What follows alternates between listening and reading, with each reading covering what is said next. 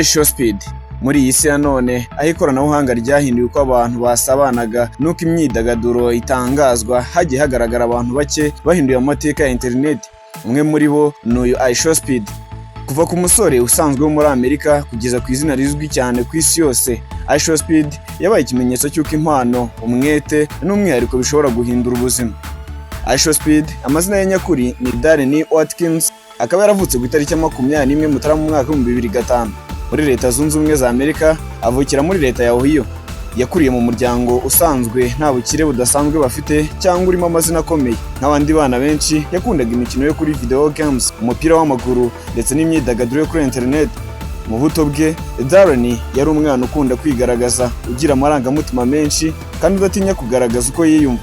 Ibi nibyo byaje kuba ishingiro ry'imyitwarire izwi cyane kuri iyi si ya none.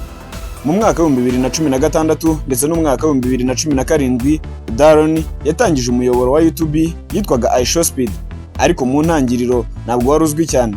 Yamaraga amasaha menshi akora live streaming, akina imikino nka NBA 2K ndetse na FIFA. Rimwe na rimwe nta muntu wabaga umureba. Yamaze igihe kirekire cyane akina iyi mikino ntawe umureba, ariko ntiyigeze acika intege nubwo abamukurikiraga bari bake cyane.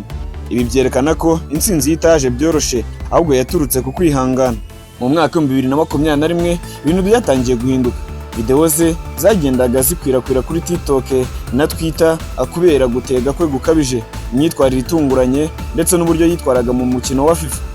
Live streaming ze zabaye viral, mbese zirakwirakwira cyane, maze abamukurikira batangira kwiyongera ku muvuduko udasanzwe. Mu gihe gito yavuye ku bihumbi bike by'abamukurikiraga ajya kuri miliyoni z'abamukurikira. Kimwe mu byamugize icyamamare kurushaho ni urukundo rudasanzwe yari afite Cristiano Ronaldo. Igihe cyose yavugaga izina rya Ronaldo yaravugaga ati "see you", bikaba byarabaye ikimenyetso kimuranga. Ibi byatumye abakunzi ba ruhago ku isi yose batangira kumumenya, cyane cyane abakurikiraga Ronaldo. Kuri ubu iShowSpeed ageze ku bintu bikomeye cyane.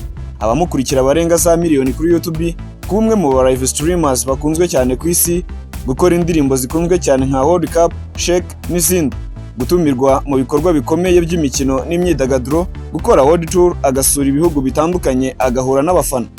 iShowSpeed yahinduye uko abantu babona content creation.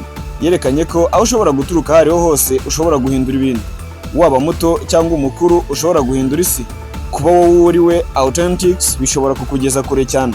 Ku rubyiruko rw'isi yabaye icyitegererezo cy'uko internet ishobora kuba amahirwe atari ukwidagadura gusa. Nubwo yageze ku ntsinzi ikomeye, iShowSpeed ntiyabuze ibibazo n'impaka, harimo imyitwarire ye imwe n'imwe yagiye inengwa. Ibi byamubereye isomo ryo gukura, kwiga no kugenda ahinduka uko agenda akura mu myaka.